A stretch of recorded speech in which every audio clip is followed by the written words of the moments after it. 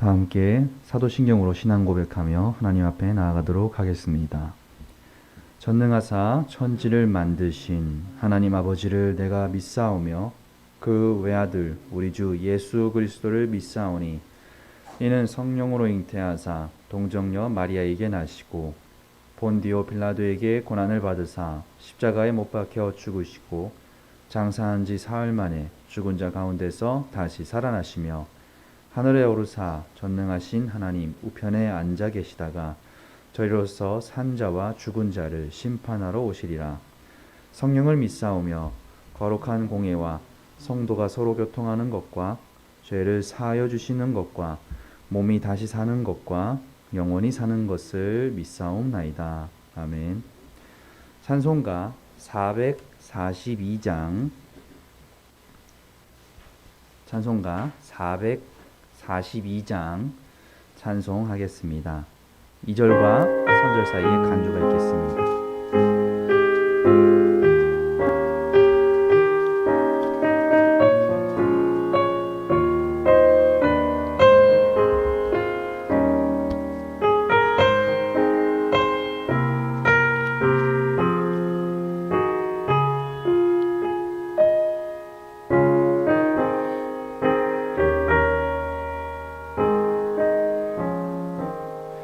저 장미꽃 위에 있을 아직 맺혀 있는 그때에 귀에 은은히 소리 들리니 준성 분명하다. 주님 나와 동행을 하면서 나를 친구 삼으셨네. 우리 서로 받은 그 기쁨은 알 사람이 없도다. 그 청아한 주의 음성 우는 새도 잠잠케 한다. 내게 들리던 주의 음성이 내 귀에 쟁쟁하다. 주님 나와 동행을 하면서 나를 친구 삼으셨네. 우리 서로 받은 그 기쁨은 알 사람이 없도다.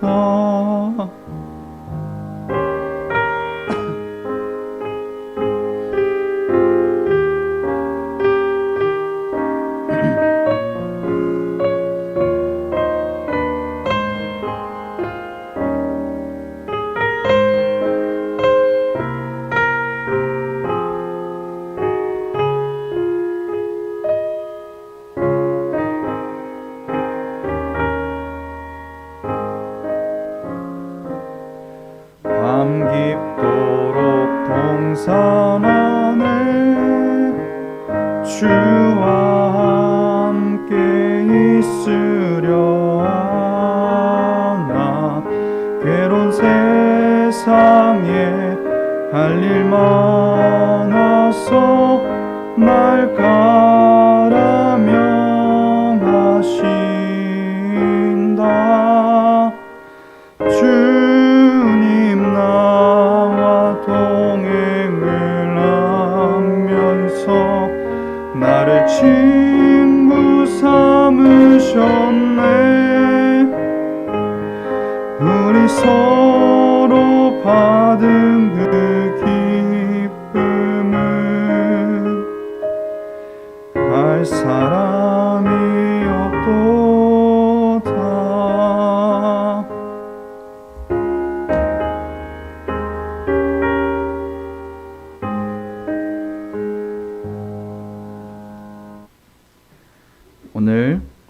우리에게 주시는 하나님의 말씀은 사무엘상 24장 16절에서 22절까지의 말씀입니다.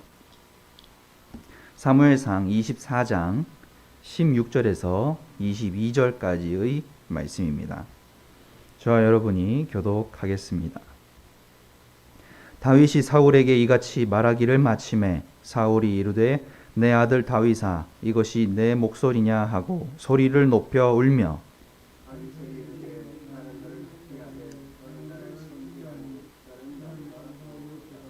내가 나 선대한 것을 오늘 나타냈나니 여호와께서 나를 내 손에 넘기셨으나 내가 나를 죽이지 아니하였도다.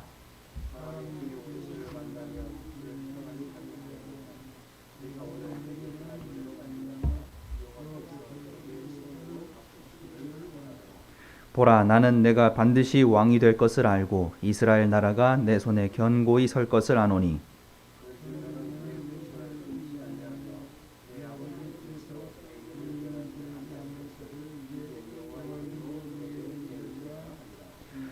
다윗이 사울에게 맹세하매 사울은 집으로 돌아가고 다윗과 그의 사람들은 요새로 올라가니라. 아멘. 전혀 변할 가능성이 없어 보이는 사람도 지속적인 관심과 사랑을 받으면 변할 때가 있습니다. 그 변화는 지속될 수도 일시적일 수도 있습니다. 사람의 마음은 이렇게 모든 상황에 반응합니다. 영적인 사람은 그 반응하는 마음의 상태를 잘 아는 민감한 사람이고 마음을 다스리는 사람입니다. 구체적으로 마음이 성령 충만하도록 경작하는 일이 기도입니다. 지속적으로 마음을 경작하여 지키는 일이 하나님의 사람에게는 중요한 것입니다. 사울은 나라를 구하고 충성을 다했으며 끊임없이 선을 베푸는 다윗을 원수로 삼았습니다. 그 이유는 백성들이 자기보다 다윗을 더 좋아한다는 것 때문이었습니다.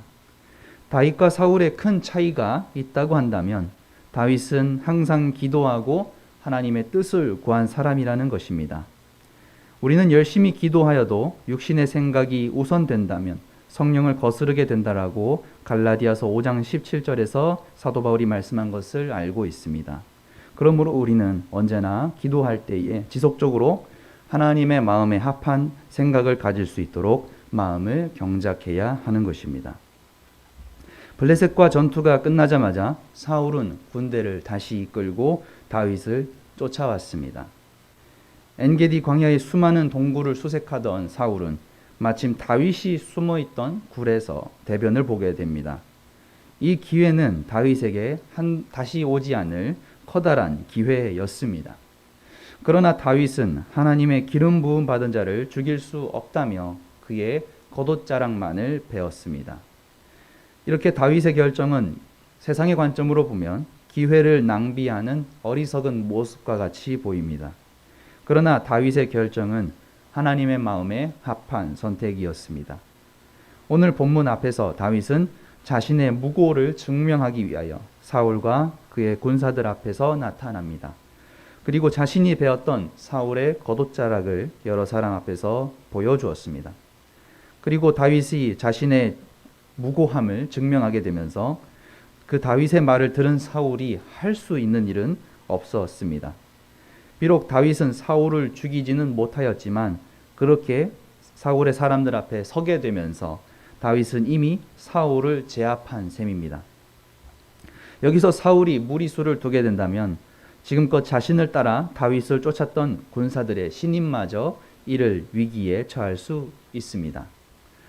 오늘 본문에서 사울은 다윗이 자신을 내 아버지여 부르라고 부른 데에 있어서 내 아들아, 내 아들 다윗아라고 크게 울며 부릅니다.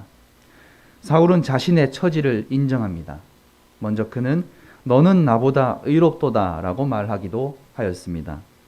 인간의 양심이 방종과 쾌락으로 또 오랫동안 지은 죄로 마음이 완고해졌더라도 사람의 선한 행위와 의로운 마음은 악한 사람의 마음도 녹일 수 있습니다. 다윗의 행동은 사울의 양심을 회복시킬 뿐만 아니라 그에게 참된 생명의 길이 무엇인지 알려준 것입니다. 우리가 살고 있는 세상은 가끔 우리에게 의로운 삶에 대해서 보여줄 것을 원할 때가 있습니다. 악을 악이 아니라 선으로 대할 때 우리는 세상이 회개의 눈물을 보여주기도 한다는 것을 오늘 이야기를 통하여 생각해 볼 수 있습니다. 다윗은 사울에게 목숨을 걸고 선을 행함으로써 사울의 마음을 감동시켰습니다. 이렇게 사울은 패배를 선언할 수밖에 없었던 것입니다. 그리고 사울은 18절에서 구체적으로 이렇게 이야기합니다. 하나님께서 나를 내 손에 넘겨주셨으나 내가 나를 죽이지 않았으니 과연 오늘 너는 나에게 선행을 베풀었다. 이렇게 사울이 하는 말을 자세히 보면 이미 사무엘을 통해 자신이 하나님으로부터 버림받았으며 다윗이 다시 이스라엘의 왕이 될 사실을 그도 알고 있었음이 드러나게 됩니다. 사울은 하나님의 뜻과 자신의 운명을 잘 알고 있었으면서도 어떻게든 하나님의 섭리를 막아보기 위하여 다윗을 학대한 것입니다. 끝까지 하나님의 뜻을 대적하며 껍데기에 불과한 왕좌를 포기하지 못했던 사울의 운명은 더욱 비참해질 수밖에 없는 것입니다. 사울이 이렇게 자신의 잘못을 뉘우치는 장면은 그 성격이 굉장히 충동적이고 변덕스럽다는 것을 보여주고 있습니다. 그러나 그에게 이러한 변화가 있기까지에는 하나님의 역사가 있었던 것입니다. 사울의 이 변화는 참된 회개는 아니었습니다. 그는 언제든지 심리적으로 바뀔 수 있었습니다. 그러나 그의 당장의 뉘우침은 다윗을 위기에서 벗어나게 해주었습니다. 사울은 이전에 가졌던 다윗에 대한 질투의 감정에서 하나님의 복이 함께하기를 기원하는 마음으로 바뀌게 됩니다. 다윗이 인내를 저버리지 않고 선한 하나님의 양심으로 사울을 대했던 결과입니다. 19절과 20절에서 사울은 다윗을 축복하며 나는 네가 반드시 왕이 되고 이스라엘은 네가 다스릴 나라임을 알고 있다라고 말했습니다. 이렇게 다윗에게 공개적으로 말한 것은 굉장히 의미심장합니다. 우리는 23장 17절에서 요나단이 다윗을 향해 너가 앞으로 나 대신 왕이 될 것이라고 이야기한 것을 알고 있습니다. 그러나 사울의 군사들과 백성들은 당연히 사울의 뒤를 이어 요나단이 왕이 되리라 생각하였습니다. 그러므로 사울이 자신의 왕위를 다윗이 이어받는다라고 스스로 말하는 것은 군사들에게 엄청난 충격으로 다가왔을 것입니다. 사울의 입을 통하여 다윗이 이스라엘의 왕이 되는 데 있어서 모든 장애가 거의 사라졌다는 것을 우리는 알 수 있습니다. 이제 다윗이 왕위에 오르는 일은 시간 문제입니다. 사울은 심지어 다윗에게 자신의 후손들을 끊지 말 것을 부탁합니다. 우리는 사울의 요청이 한순간의 후회인지 진정한 회개인지는 아직 확실하게 알 수 없습니다. 그러므로 우리가 간과하지 말아야 하는 말씀은 마지막에 22절입니다. 다윗은 요새로, 사울은 자신의 성으로 각기 자기의 길을 갔습니다. 결국 두 사람은 분쟁이 끝나지 않았고 언젠가는 다시 터질 수밖에 없습니다. 사울은 다윗에게 자신과 함께 성으로 돌아가기를 요구하지 않았던 것입니다. 즉 사울에게는 여전히 다윗에 대한 응어리가 아직 남아 있다라는 증거입니다. 그의 반성은 더 깊은 차원의 회개로 이어지지 못하고 한때의 뉘우침으로 끝나고 말았습니다. 그래서 우리가 말씀을 잘 알다시피 앞으로도 사울은 다시 다윗을 추격하게 됩니다. 오늘 우리는 본문에서 다음과 같은 사실을 깨닫게 됩니다. 첫 번째로 사울과 같이 하나님에게서 떠난 사람은 악으로 향하는 자신의 마음을 제어할 힘이 없다라는 것입니다. 둘째로 재물이나 명예의 모든 것을 거는 사울과 같은 사람에게는 신앙적인 인격의 변화와 성숙을 기대하기가 어렵다라는 것입니다. 하나님의 사람이었던 다윗은 사울에게 쫓겨다니면서도 사울에게 은혜 베풀기를 멈추지 않았습니다. 다윗의 선행은 그 악한 사울마저 다윗의 의로움을 인정하게 만들었습니다. 다윗은 원수 같은 사울에게 끝까지 순종하여 사울을 감동시키고 말았던 것입니다. 다윗은 그를 원수로 여기는 사울로부터 복의 선언을 받았습니다. 적어도 이 순간 사울은 다윗을 진정으로 복을 빌어준 것입니다. 하나님께서는 하나님을 경외하고 원수까지 사랑하는 사람에게 원수로부터 축복받는 은혜를 베풀어 주셨습니다. 때때로 우리는 양심의 소리를 통해 무엇이 옳고 그른지를 판단합니다. 그리고 우리는 그 양심이 무너지지 않도록 날마다 주님께로 향하며 기도의 삶을 살아가야 합니다. 원수를 선한 양심으로 대하는 일은 그리스도인이 감당해야 할 가장 어려운 순종일 것입니다. 사랑하는 성도 여러분, 자신의 힘이 아닌 성령의 능력으로 원수를 사랑하고 축복하시기를 바랍니다. 그때의 그리스도인은 예수 그리스도를 본받아 영적인 승리를 거두며 하나님의 주권을 인정하는 믿음의 삶을 살아갈 수 있습니다. 마음을 경작하며 살아갈 때에 원수를 사랑하라는 하나님의 말씀에 순종하여 죄인을 회개시키는 승리를 거두시기를 주님의 이름으로 기도합니다. 함께 기도하겠습니다. 사랑이 많으신 하나님 아버지, 참으로 감사를 드립니다. 오늘 말씀을 통하여 우리는 잠시나마 하나님의 마음에 합했던 사울의 예전의 모습을 바라볼 수 있었습니다. 주님, 저희의 인생을 살아갈 때에 우리 또한 다윗처럼, 때로는 사울처럼 우리의 마음이 혼란스러운 가운데 있음을 깨닫습니다. 주님, 저희가 하나님 아버지 앞에 살아갈 때에 원수를 사랑하게 하여 주시고 또 그를 위하여 복을 베풀 수 있는 다윗과 같은 심정을 저희에게 허락하여 주시옵소서. 그러할 때에 오늘 사울이 변화하여 다윗을 축복한 것과 같이 우리 주변의 사람들이 우리 자신을 저주하는 것이 아니라 우리를 축복하며 우리를 함께 동행하자 제안할 수 있는 그러한 역사가 이루어질 수 있게 주님 저희를 인도하여 주시옵소서. 오늘 말씀을 묵상하며 나아갈 때에 주님, 우리 성도분들 주님께서 돌보아 주셔서 각자의 어려운 환경 속에 있다고 한다면 주님께서 그들을 흔들리지 않게 마음을 경작할 수 있도록 주님 마음을 붙잡아 주시옵소서. 이 모든 말씀 우리 주 예수 그리스도의 이름으로 간절히 기도합니다. 아멘. 우리 함께 기도하며 주님 앞에 나아갈 때에 오늘 말씀을 생각하며 또 나라를 위하여, 민족을 위하여, 또 한국교회를 위하여 기도하며 나아갈 수 있는 여러분 되시기를 바랍니다. 기도하겠습니다.